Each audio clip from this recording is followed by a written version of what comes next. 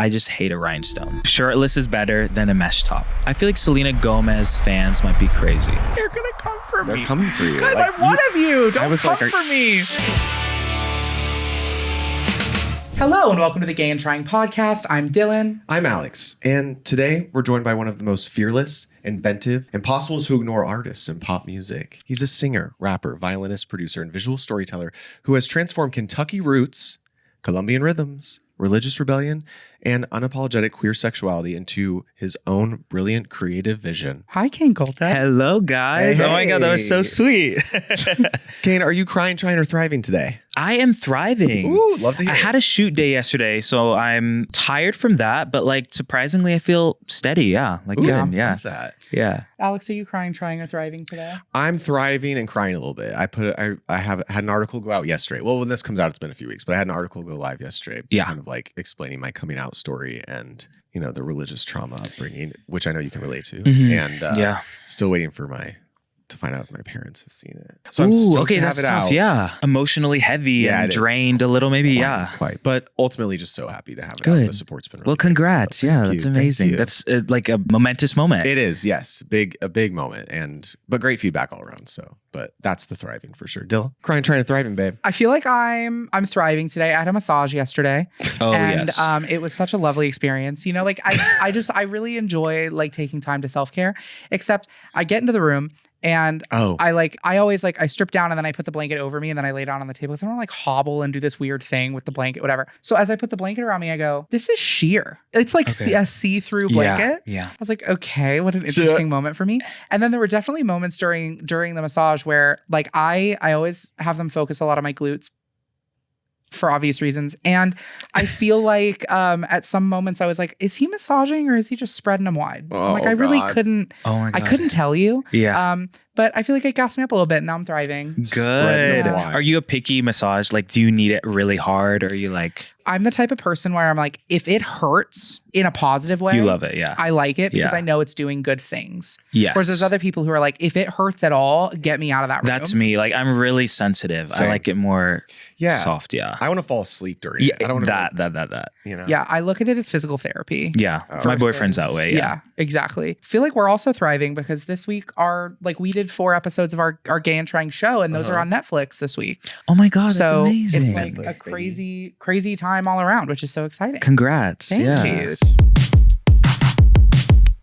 So one thing that I really love about you as an artist is your evolution and how throughout your career, you've always leaned into things that actively frighten you. Yeah. What's one thing that currently frightens you that you haven't tackled yet? Yeah. I mean, I'm excited to rap a lot more and to kind of really embrace like pushing just myself in that way, in that genre. And kind of, I've grown a lot in my rap voice this year, but I think I have more to grow. So I'm excited to explore that this year. Was that always something you wanted to get into, rapping, or did it kind of just fall? You know, it's funny because when I started writing music in high school, one of the first songs did have rap in it randomly. I didn't really come back to it. I think I've just loved the genre for my whole life, but I haven't felt like, it was something I could do or that I had that in me. But then I realized as I'm writing, like, I don't just want to sing. Like, there's things that I have to say that feel more authentic and feels more right to be kind of in this gravelly voice. Yeah, and I think we see a lot of that throughout your EP that you just released. Kind of walking through that EP,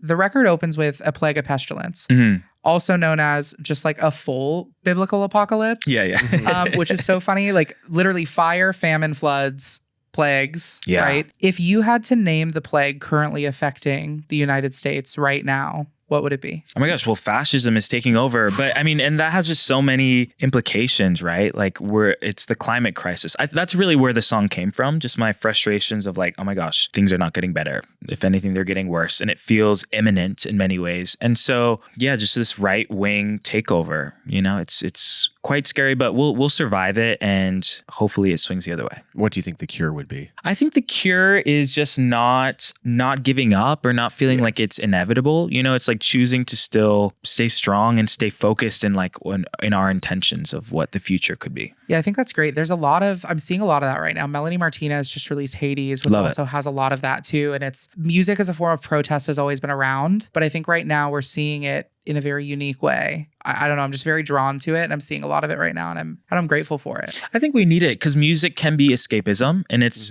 joyous, and that release with the heaviness. But also, music can be used to confront it, and so I try to do both in my work. I was watching one of your music videos, and a comment that really stuck out to me is somebody said, "God, I love when Cain Culto comes on my feed. It's just like a break from monotony." Oh wow, and that's so sweet. I thought that was really great. But let's say the apocalypse does start. Yeah. You're running for the hills. What 3 things are you taking with you? Okay, my cats. We have to take the cats. Well, that's 4.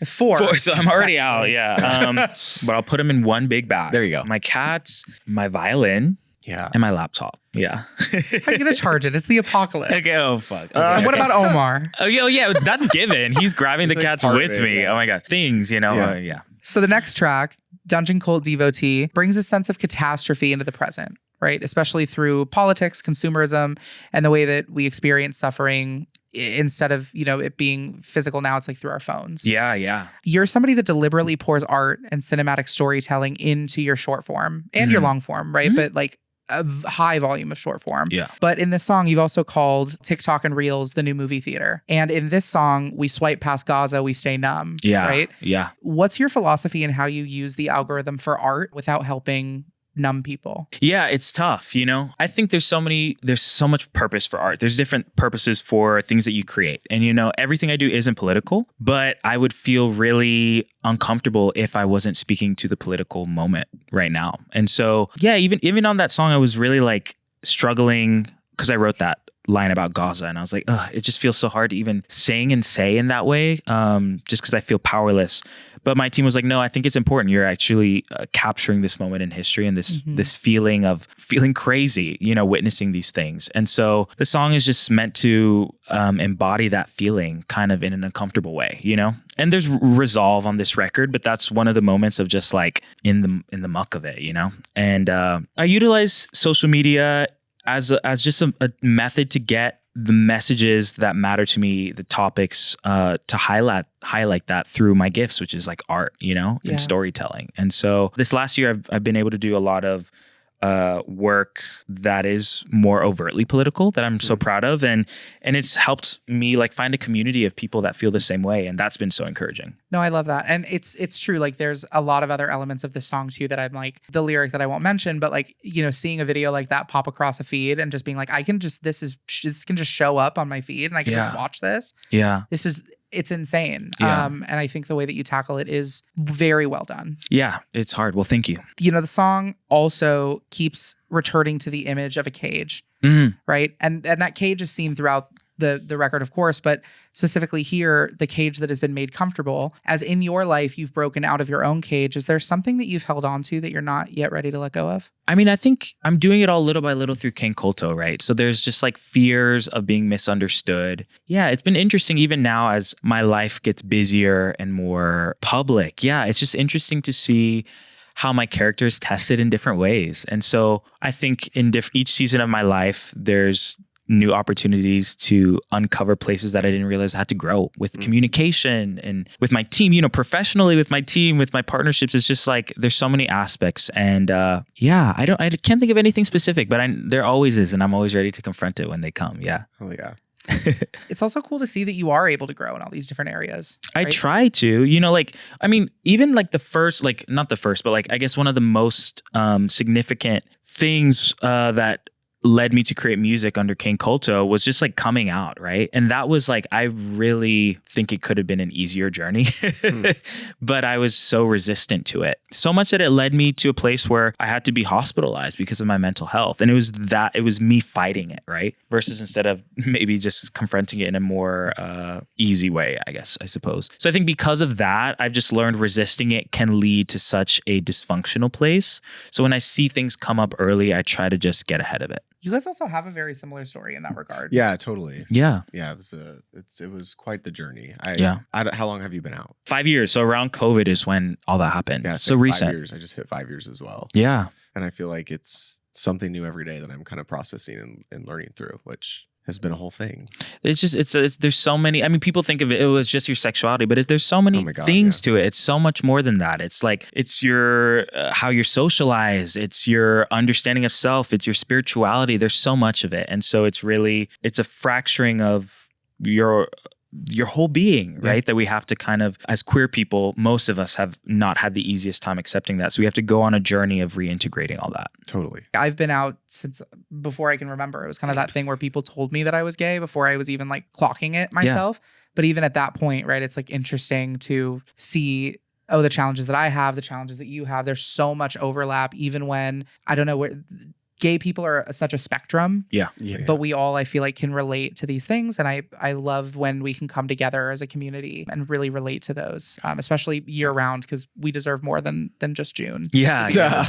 No, it's through community. It really is yeah. through, finding community with other queer people. It's a specific experience that you need someone that has lived it really to understand. Well, my favorite song in the EP is Kukuru. And I feel like the image of the cage carries directly into that. You know, you've said that when you revisit your, pre-Cain Culto era, your Christian music, you can hear how sincere you were and how that fear eventually transformed into curiosity. Yeah. In this song, you say, and this is my favorite lyric, sometimes I miss what I once had, the comfort that I felt in a closed cage, broke down the door and they got mad, free from the fear that they won't face. Mm-hmm. What's something that you were taught to fear that now brings you joy? Oh my gosh, so much. Oh my God.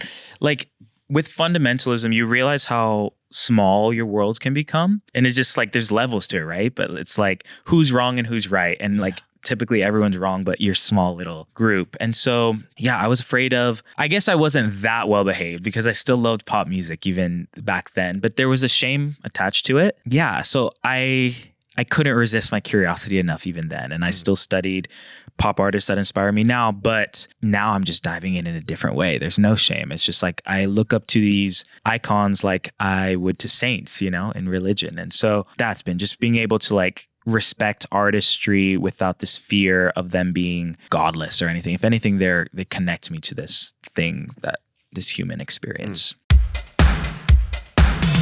Another lyric from that song that I really feel like evokes your spirit is speaking my truth with a brave tongue. You've been one not to say some. And Cain, so it's coming. Are you going to be respectful or disrespectful? I think I'll be respectful. Okay. So I love Pokemon. Okay. But I will say to Pokemon HQ, I think I'm not so sure about decisions with the design on these new eras.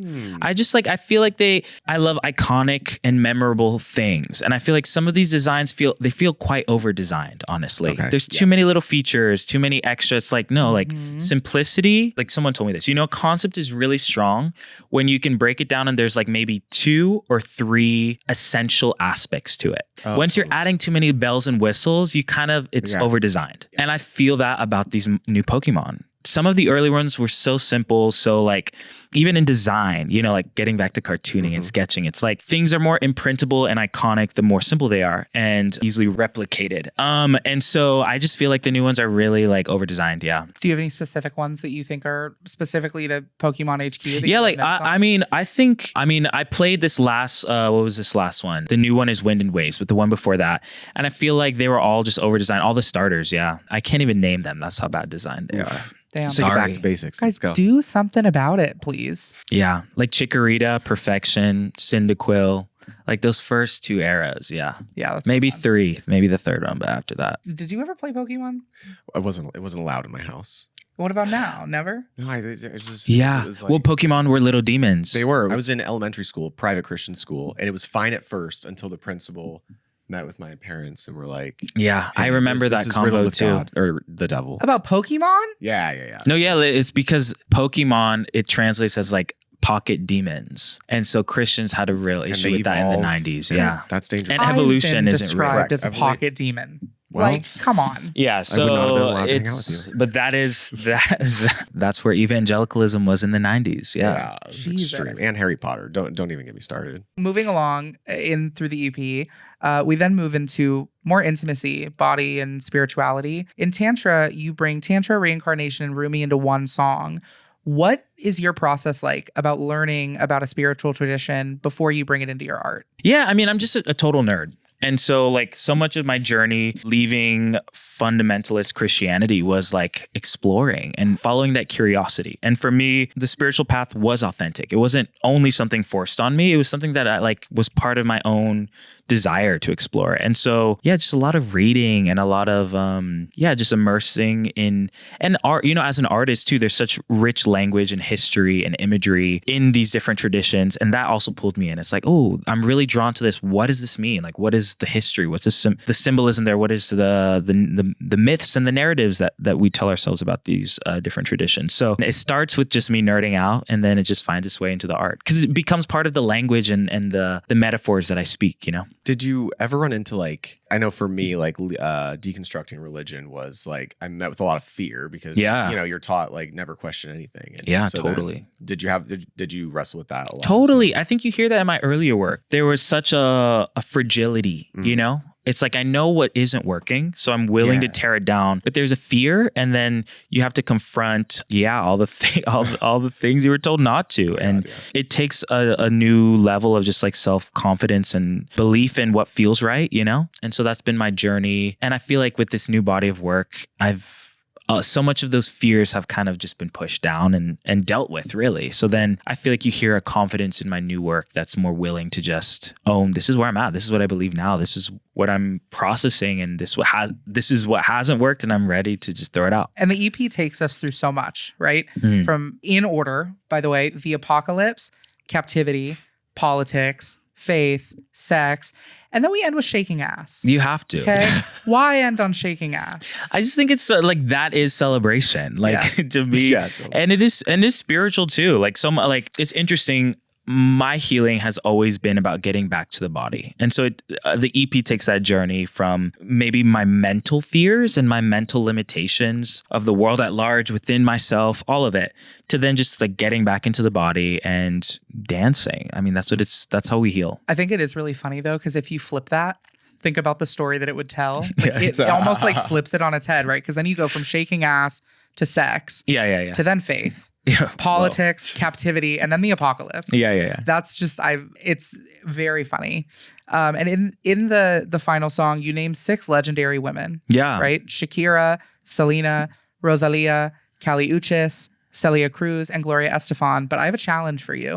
Okay. I want you to build a 5-woman dodgeball team. Okay. With these 6 women from the artists that are in this song, these 6 women. Yeah. Who makes the team and who's the one that you're cutting? Okay. Famously, I have to cut Rosalia because all the other ones are Latinas and she's not. Oh. And I did know that as I was writing it, but to me the rhyme was just I needed an ia. And Rosalia makes Latin music. I mean, she's making reggaeton and all these other genres, and flamenco, which is Hispanic. She's famously Hispanic, not Latina. So we do have to boot her. Okay, she's not on the team. Sorry, Rosalia, we got to fit you into a different dodgeball team. Still love you. But that's okay. Did you see her show in LA? Yeah, amazing.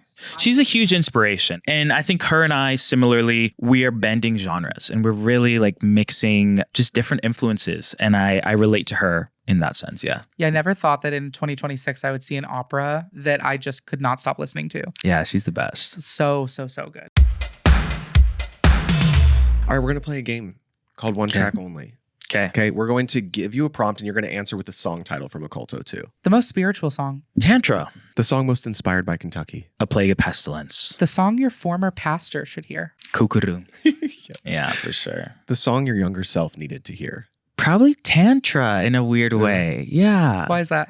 I think just because Tantra to me isn't just about queer sex. To me, it's about queer falling in love in an embodied way to me. And so I think, so much of my childhood, I didn't have crushes. I never allowed myself to open up in that way. It was later in life. And so I think, I don't know if I'd show it to my younger self because it would probably be too much, but I think that's what they needed to know that that's okay to grow into that. The song you most want another artist to remix. I think Bim Bam Bao would be a great, there's so many different artists that could jump on that. Ooh. Are there any in the works? Not yet.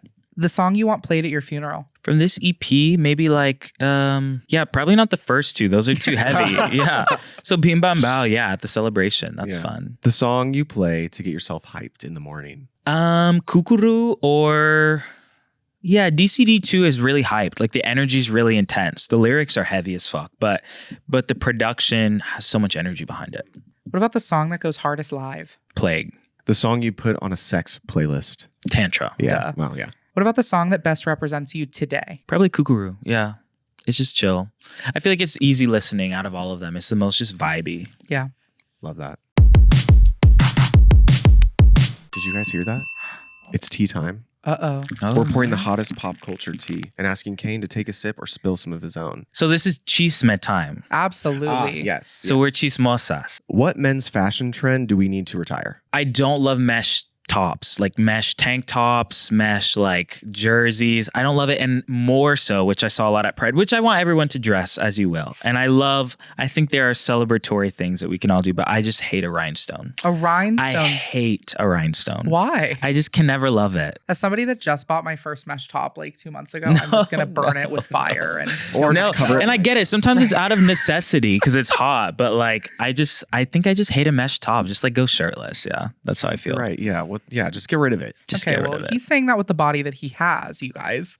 All bodies. Shirtless is better than a mesh top. You heard it here first. That's what I'm going to say. Which pop era should we all be excited about right now? I think Tyla, isn't she releasing soon? Yeah, I think her album's called A-pop. Yeah, A-pop. It'll probably be out by the time, but I've been looking at all her visuals and I feel like she's doing like just recently launching this like neon kind of glow in the dark aesthetic. Kind of similarly how I feel, it feels like what Zara did with that like tropical beach thing. I feel like that's an aesthetic that I haven't seen anyone really commit that hard to. Yeah, I feel like if Zara's the daytime version of that, and Tyla's the nighttime version. It. I think we need that. That's so cool. Yeah. Love that. What pop girly would not survive a week in Kentucky? I feel like Cat's Eye would really struggle. I feel like all the girls would like fight. Or you know who wouldn't survive? Saint Satine. Because they're already out. You heard the drama. Do you know about Saint Satine? Happened? Oh my God. Well, so Hybe is starting a new girls group. Okay. Kind of the Cat's Eye rejects, kind of. But they're talented in their own right. But to me, the star of the group was Lexi. And like 2 days ago, she was just like, I'm out. I'm not doing this group anymore. After they like built a whole competition. Yeah. They made a whole competition show like around finding the fourth member. They got her. And then Lexi was just like, I'm out. And to me, she had the X factor out of the group. So I'm just like. Do you think it's because she's going to go solo? I think she might be a great solo artist. Clearly, she can't work in groups. Yeah. And this is the second time she's done that. Okay. Yeah. She did it in the original Dream Academy. And now she did it twice, which I'm like, advocate for yourself. Like probably Hybe was playing in her face. Like Saint Satine can't even survive their debut. They're not going to survive in Kentucky. Yeah, okay. Sorry, girls. Yeah, that was tea. You heard it here. It's piping hot. Yeah. Which pop girl would make the worst youth pastor? You know who would be great? I think Chappell Rowan would be really great. Oh, okay. I think she'd be great just because I feel like she has this. I think she gives youth pastor vibes. I think Charlie XCX would be terrible. Like, I think she embodies everything every youth pastor is like deeply afraid of and trying to like steer everyone away from that. Charlie XCX. I want to see Chappell Roan as a youth pastor. Arguably, I would say Chappell Roan would be the safest I would ever feel in a church. If that church was run by Chappell Roan, I would feel so safe walking in there. I think I could do it. Yeah, I think Chapel's great. I feel like her essence feels churchy, you know? Chapel. Chapel. Okay, that's why I feel she fed me that. But yeah. Anyways. Which pop fandom should we all be afraid of? I don't really know. I mean, obviously Swifties are a lot, but I guess I haven't seen, I'm not on Twitter, honestly. So I don't know who's crazy. Okay. And that is okay. I feel like Doja Cat probably has like gnarly fans. No, but I feel like Doja Cat herself would just come after you. Yeah, I think maybe I'm projecting that. Maybe like I'm a Doja Cat fan, but I'm not a stan in that way. But I feel like she has interesting chaotic energy to her, which we love. Yes. And I think that might attract a certain chaotic fan. I can see that. There are some fandoms out there that will come for you if you say anything negative. I feel like Gracie Abrams probably has a Swiftie-esque fan base. Jason for sure. Yeah, I know ARMY can come after people pretty Blackpink, heftily. yeah. I know BTS. Swifties can come after BTS, them. BTS. Arianators can come after you. There's like Arianator? Yeah, Ariana's fans. Did not know that's what you were called. Yeah, Arianators. I just saw her show. Loved it. Love you, Ari. I feel like Selena Gomez fans might be crazy. I'm also a Selena Gomez stan, and I will go to bat for my girl. So yeah, I will. Right. I'll go to bat for her. I would believe that about, yeah. You know what it is? I think there's something about like if a pop star, you're not going to like this. Okay. I think Selena Gomez has a little victim complex. I can get that though. And so that's what I think. If as a pop star, you project this like protect me energy, fans will protect or will try to protect you and maybe protect you in areas that you're not asking for it. Yeah. And that's what I think pulls out the crazy stands. I think with Selena, it's like anybody that is famous, anybody that's in that world has a level of removal from real life. I mean, I think we can all agree with that.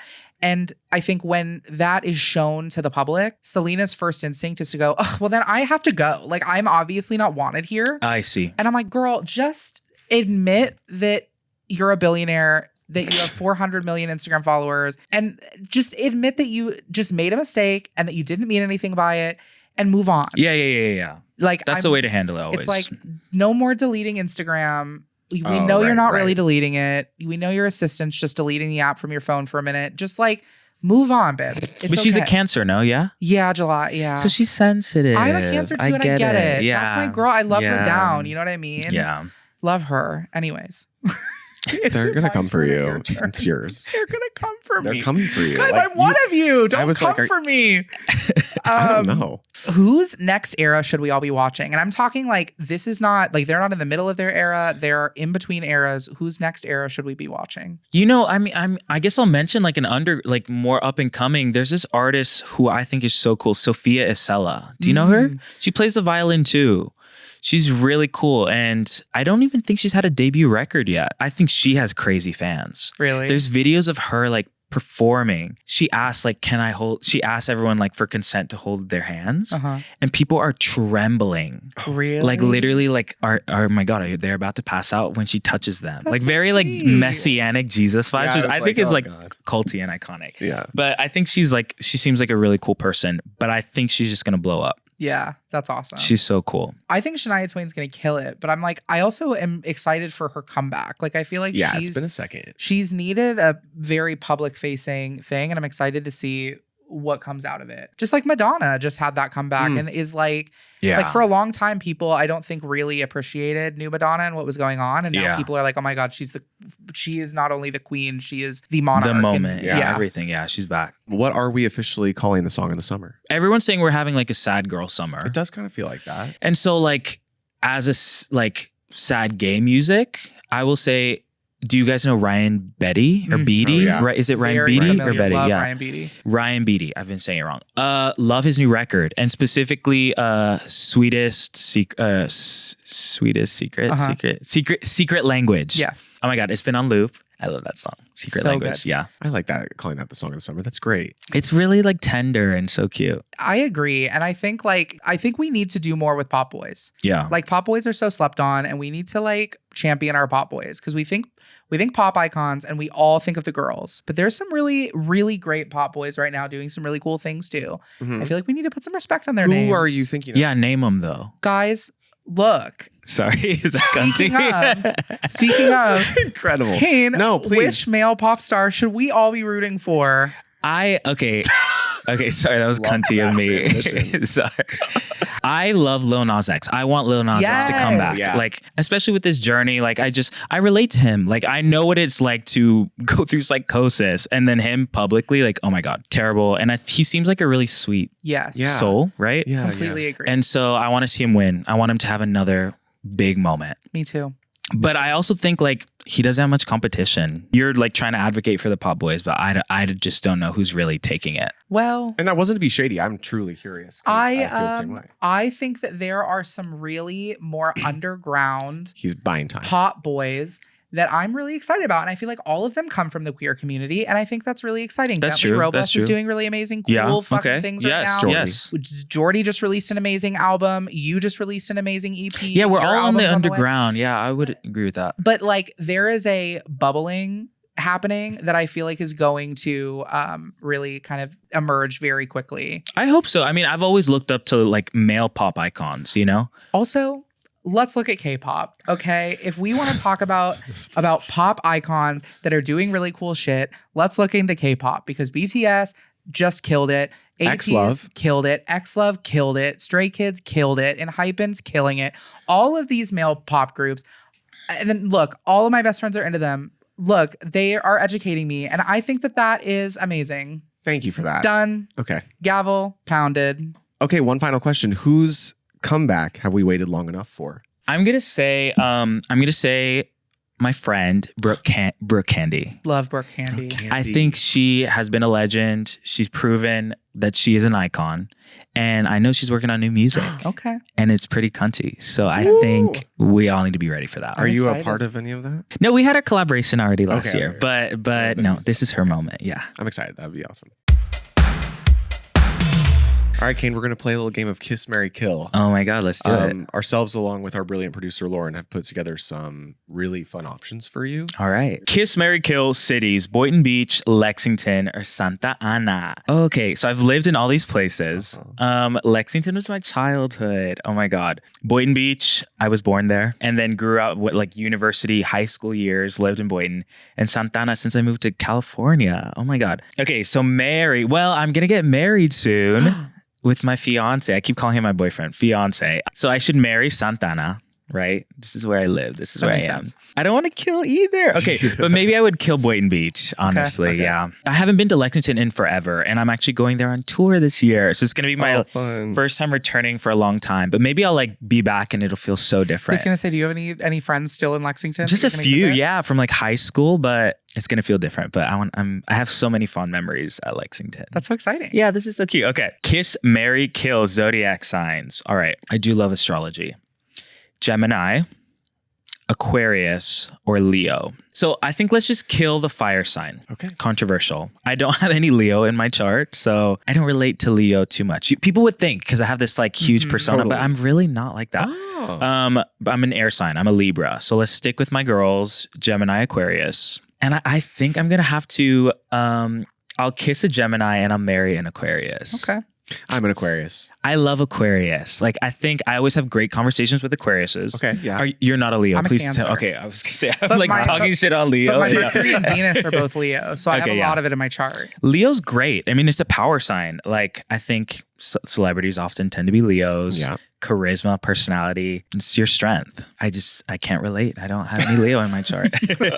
But yeah, Gemini's great. My best friend's a Gemini. Always a fun time. So that's why Kiss. Yeah. Kiss a Gemini. Oh my God. You guys need to see this. My cats. These are my cats. So I've gotten a new cat since then. Really? Now we have 4 cats. They're all the same breed? No. So 2 are hairless. Well, one was supposed to be hairless, but she has like fuzz, but whatever. Okay. Kiss, marry, kill the Powerpuff Girls as my cats. Bubbles, Blossom, Buttercup. I love the Powerpuff Girls. I love that you know that. I dressed up my cats as them this last Halloween. I relate to Bubbles a lot. I relate to all of them. I think we all have like a piece of them in us. So I relate to Blossom in the sense I think I do like leadership and I like the control. I like kind of planning what's happening. But then I love just like cutie pie. So let's kiss Bubbles. Let's marry Blossom. I love Buttercup too. She's so cunty. Okay, no, we're going to kill Blossom. Yeah, we're going to kill Blossom. Okay. We're going to kiss Bubbles and we'll marry Buttercup. Yeah, that's my. I feel like you're more into Powerpuff Girls than I was. Is this a good? Yeah, I completely agree with you. Okay. Yes, really good. Was that the right choice? Yeah, that's exactly what I would have done. I feel like Blossom's all right, but like the other 2 have like real personalities, and I love that about them. Yeah, fair point. Kiss, marry, kill icons: La Llorona, El Cucuy, and La Madre Monte. Okay, clearly I need to study more folklore because I should know. I know La Llorona, so let's marry La Llorona. I also love like fairies and like earth creatures. So I'm vibing with that. And El Cucuy we can kill. Scary. Yeah, I don't like that. I don't like that too much. Kiss, marry, kill genre: bluegrass, reggaeton, and vallenato. I love that you guys did so much research on my work. Thank you. That's you. Okay, so I love blending genres. I will say, just because my record is so heavily influenced by bluegrass and vallenato, we have to keep those. So we're going to kill reggaeton, even though I love reggaeton. Unless we bring reggaeton into the next album. We might. I will say, I just feel like reggaeton is popular. People know it. It's well loved. So I always want to find more niche genres. Yeah. Although I had a reggaeton song on this record, like Bim Bam Bao is very that, right? So we are going to marry bluegrass. Yeah, and I feel so much more like I'm working on new stuff and I'm still so inspired and finding so much in bluegrass. And vallenato is new this year. I feel like I've really dived into that for this record. So we will kiss vallenato. Kiss, marry, kill songs: Heartbreaker by Mariah Carey, Feel Like a Woman, Shania Twain, and Kids Bop remix of Unholy. Okay, wow. Specific, and I haven't heard it, but I know what it sounds like in my spirit. I feel like we can all picture it very clearly. Yeah, that's very clear in my head. Okay, I'm gonna marry Shania Twain, Feel Like a Woman. I love her. She's one of my... Agree. She is my diva since a little boy. Have loved her, still love her. Hope to meet her one day. Forever icon. Also dropping an album, by the way, this summer. Yes, I know that. And some of my friends are writing on that. She's the coolest. Love her. And she has like a crazy life story. Have you seen her documentary? Yes. She's lived through so much pain and suffering and still has been so resilient. And she kind of keeps that to herself. Like the pop star that you know, it's a joy. And maybe it's because of that, right? Maybe it's a reaction to the pain. And that's why, so cool. Love her. Mariah Carey, I don't know much about Mariah Carey, unfortunately. I know that's so bad as a gay. I don't either. Okay, I really don't. But I love her, but I only know her like casually, like the hits. Like Heartbreaker, I couldn't even sing that song to you. I couldn't either. That's fucked. That's crazy, you guys. Yeah, I know it's bad. It's really bad. But my boyfriend, my fiance, has now been like educating me on it because I think it was more his era of like pop high school growing up with that. And her music videos are really great. And there's a lot to draw from in her alter egos. But okay, so we're going to kill. Okay, for the chaos, let's just kill Heartbreaker. Okay. Let's marry Shania Twain and let's kiss Kids Bop Sam Smith. Like... I kind of want to hear it. Let's kiss it, you know? Kiss, Marry, Kill, Transformations. Wow, all my Halloween looks. Okay, so I dressed up as Jim Carrey in The Mask. I was Stanley Ipkiss, which I could not have told you that if you asked me when I was drunk on Halloween. But I had my own take. Like I made all my costumes. I always make my costumes. But this one I like took, it was actually the same jacket from my Chiquilinda music video. And I just re-spray painted in one of my Vallenato Colombian hats. So that was last year. The year before that, I was Mojo Jojo with my 3 cats at the time. Perfect. And the year before that, I was Umbreon. So I love Pokemon. Last year was such a fun Halloween. It was so fun. Okay, I'm going to say let's kiss Stanley Ipkiss. Let's marry. Let's marry Mojo Jojo. I'm also speaking of like how it felt to transform into them, you know? Yeah. And like the effort I put into the costumes. I put a lot of work into Mojo Jojo. So let's marry that one. And then we'll kill Umbreon, although I love Pokemon. Do you know what you're going to be this year for Halloween? I don't know yet. And we always like to dress up our cats with us. Oh, okay. So now we have 4. So we have to figure out family like costume? It's kind of easier to do 3 because I feel like a lot of cartoons come in 3. But then you could have done a Mojo Jojo cat and the Powerpuff Girls. True. Which would have been really fun. Yeah. So we'll find something. Perfect. But so Kiss, Marry, Kill, Obsession. And you guys know that I used to love Pop Mart. I think I can say I'm officially not in my Pop Mart era. Why is that? Because I haven't gotten a Pop Mart since my last birthday. I had a really bad addiction for and before the whole Labubu thing happened. Oh, really? Oh, way before, yeah. I was obsession with just blind boxes. And blind boxes and specifically Pop Mart blind boxes. I actually never really got into Labubu too much. It was all the other characters that I love, which you guys know because you've put all the other characters that I collect. And I still have them displayed in my room, but I think I might take them off this year. Okay, that's big. It's a big, I think that's why I'm saying I'm in a different season of my life. Yeah. Kiss, Marry, Kill, Obsession. Hirono, Crybaby, or Zigga Twins. All 3, these are the ones I collect. Or I have some Skull Pandas, but not enough to say I collect. Hirono, I have the most of, so we're going to marry Hirono. And everyone says, or actually my boyfriend said, and now other people have told me since, they're like, wait, did you base your look off of Hirono? And I think I did actually, subconsciously, because I was collecting him for so long. And what I love about this character is they really give him different looks each figure. They're really articulate and intricate in the styling, where some of the other ones aren't as much. And so I think I just reference him a lot. So Hirono's marry, Kiss, Crybaby. I love Crybaby. I think I grew to love Crybaby more than Hirono, but I have more Hirono. And then Zigga, Kill. Although I love her too. Kiss, Marry, Kill, Healing, Shadow Work, Journaling, Escapism. I don't journal.